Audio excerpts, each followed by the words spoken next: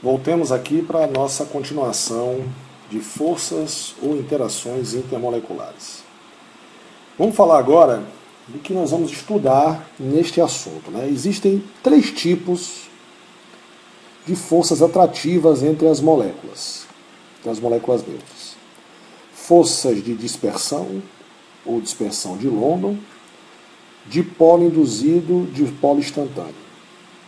Muito cuidado com esses sinônimos, porque é tudo a mesma coisa, certo? Então, forças de dispersão de London ou forças de dipolo induzido ou dipolo instantâneo é a mesma coisa. Forças de polo ou forças de dipolo permanente são sinônimos também, é a mesma coisa. Ligações de hidrogênios ou pontes de hidrogênios é a mesma coisa, tá?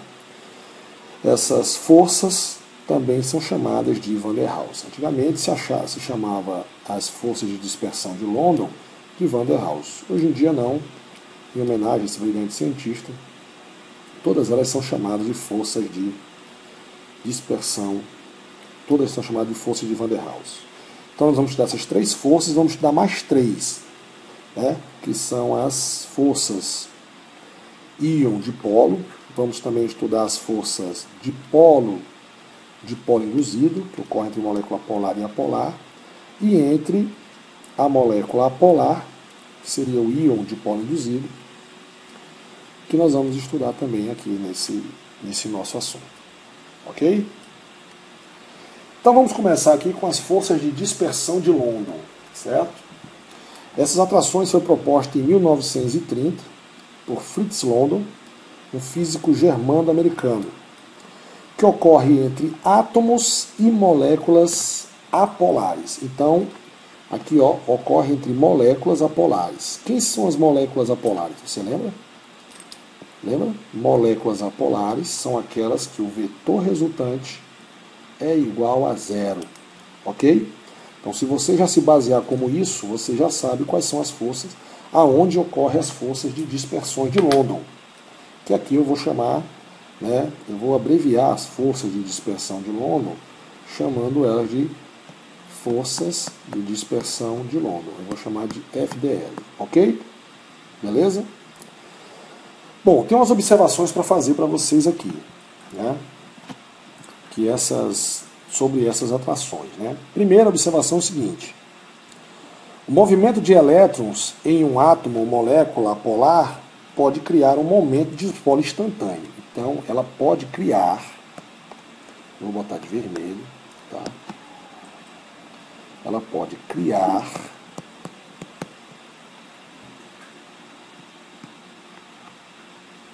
um momento dipolar. Como é que isso ocorre, Sandrão? Vou explicar daqui a pouco. Dipolar. Lembrando que, nesse caso, os átomos e as moléculas apolares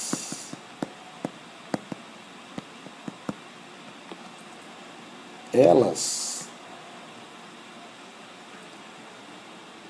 não possuem momento dipolar, correto? Elas não possuem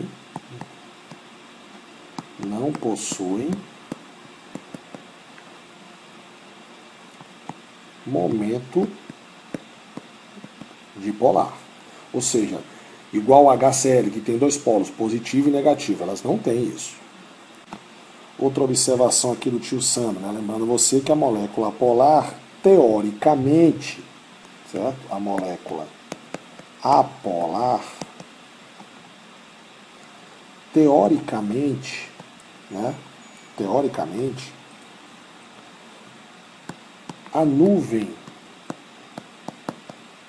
eletrônica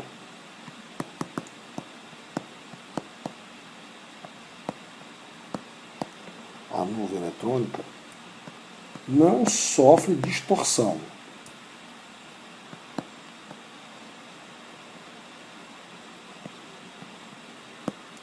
Não sofre distorção. Mas os elétrons estão livres, correto? Mas os elétrons estão se movimentando, certo? Os elétrons estão em movimento.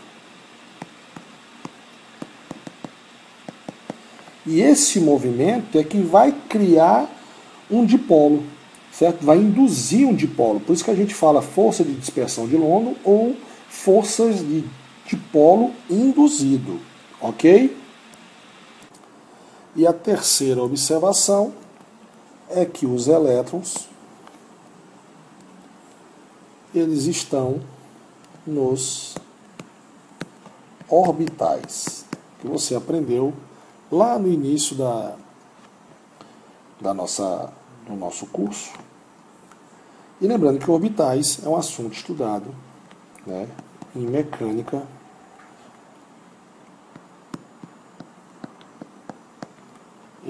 quântica.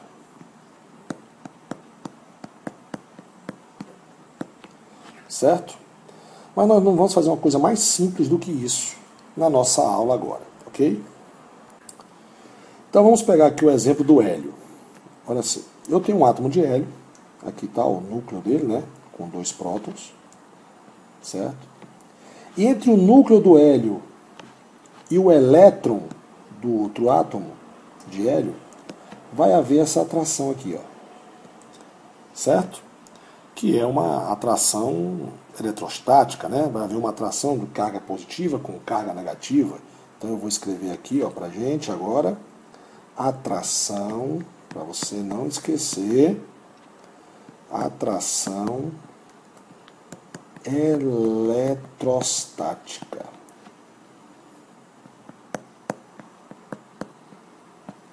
Atração eletrostática. Então, o que atrai o núcleo de um átomo de hélio pelos elétrons do outro átomo de hélio é uma atração eletrostática. Ok? Então, esses elétrons, como está havendo essa atração entre eles, certo? Ele está puxando os elétrons para o lado de cá. Concorda comigo? Fazendo com que os elétrons embora estejam em movimento, correto? Beleza? Eles começam a se posicionar de um determinado lado, correto? Por exemplo, aqui. Isso acaba formando duas cargas, certo? Observe que esses elétrons foram puxados, atraídos pelo núcleo, certo? Então, o núcleo, que é positivo, atraiu os 2 elétrons, distorcendo a nuvem eletrônica do átomo de hélio neutro, induzindo o aparecimento de 2 cargas, certo?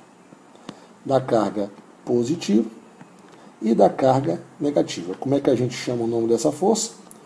Forças de dispersão de London ou forças de dipolo induzido, porque induz você a pensar que tem 2 cargas, mas na verdade não tem 2 cargas. Moléculas apolares e átomos neutros não possuem 2 cargas.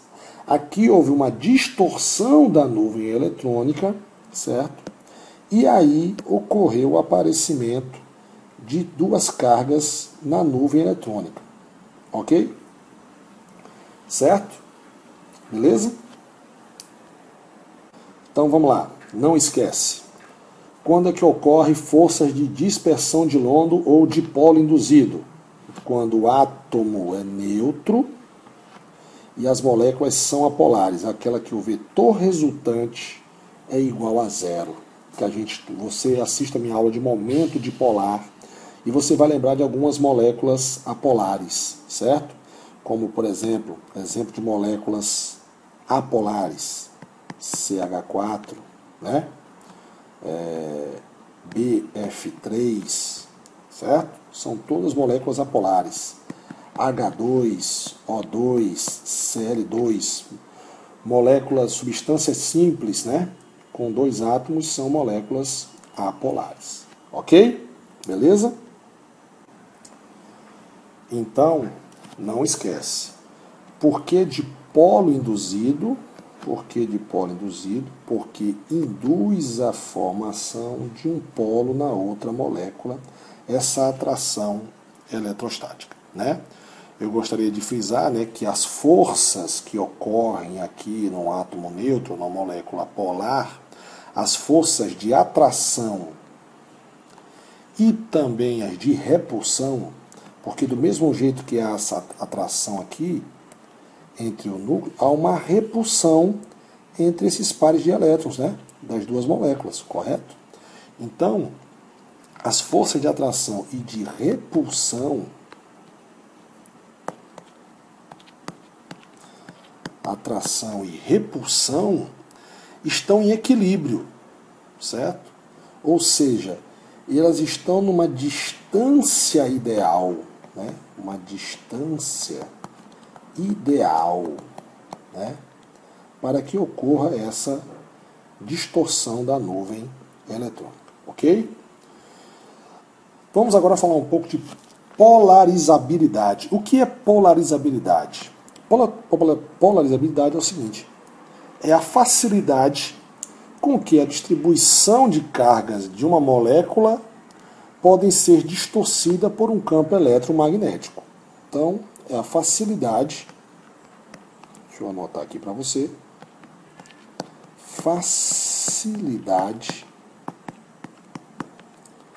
facilidade com que a distribuição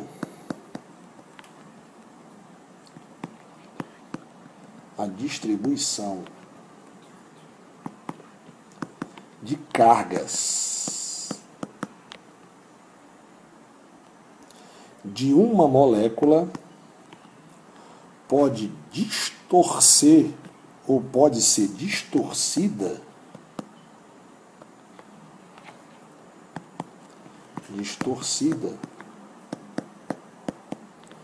por um campo elétrico externo.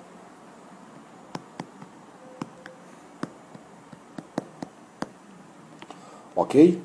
E a polarizabilidade ela é muito importante pelo seguinte: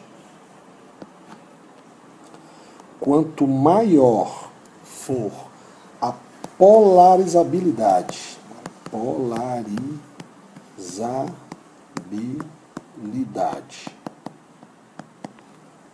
da molécula, maior vai ser a distorção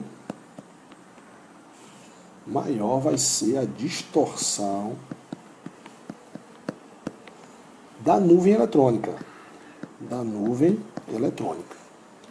Maior será o dipolo momentâneo, logicamente, maior será as forças de dispersão de Londres. Então, quanto mais forte for a dispersão de Londres, maior a polarizabilidade, maior é a facilidade, maior a distribuição de cargas e a distorção da nuvem eletrônica provocada por um campo elétrico externo, né? Isso influencia diretamente no seguinte: quanto maior for o tamanho da molécula,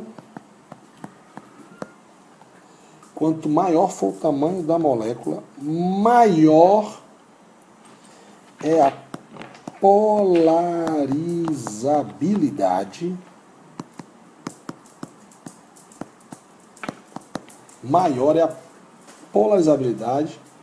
porque ela tem maior número de elétrons,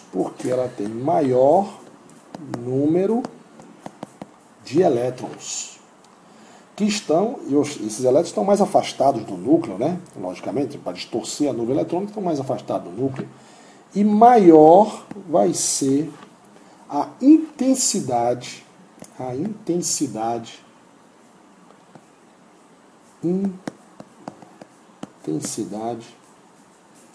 das forças de dispersão de Londres.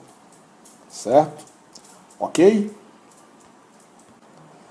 como via de regra, eu posso fazer o seguinte: quanto maior o tamanho da molécula, maior será a sua massa molecular, maior será a força de dispersão de London.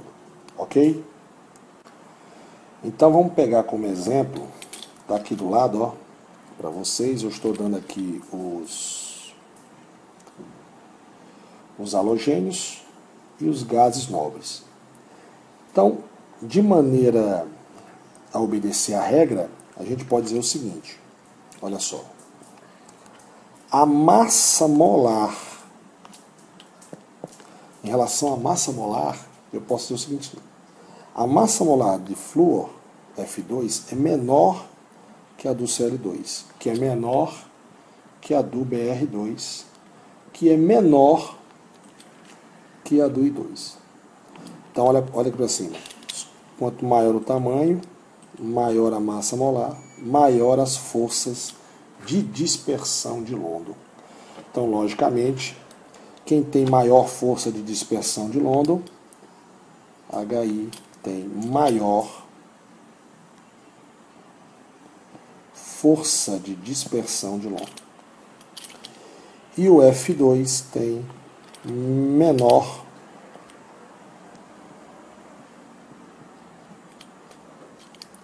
força de dispersão de London. Isso quer dizer o quê?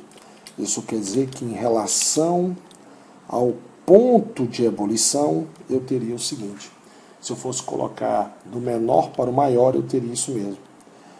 O ponto de fusão e ponto de ebulição do F2 é menor que o do Cl2, que é menor do que o Br2, que é menor do que o I2. Ou seja, o F2, o flúor, é mais volátil do que o I2. É mais fácil passar o flúor para o estado gasoso do que o I2. Tanto é que a diferença é grande, né? Em Kelvin, o ponto de ebulição do F2 é 85,2 Kelvin. E o iodo, H2, é 457,6 Kelvin. Você quer saber em graus Celsius? É só somar com... É só subtrair, né, de 273 graus Celsius. E se você observar também, o raio atômico aumenta de cima para baixo, correto? O raio atômico vai ficando maior. Mesma coisa vale para os meus amigos gases nobres aqui, ó. Mesma coisa vale para eles, correto? O ponto de ebulição, se a gente for fazer aqui uma comparação, o ponto de ebulição do gás hélio é menor do que o do neônio, que é menor do que o argônio, que é menor do que o criptônio, que é menor do que o xenônio.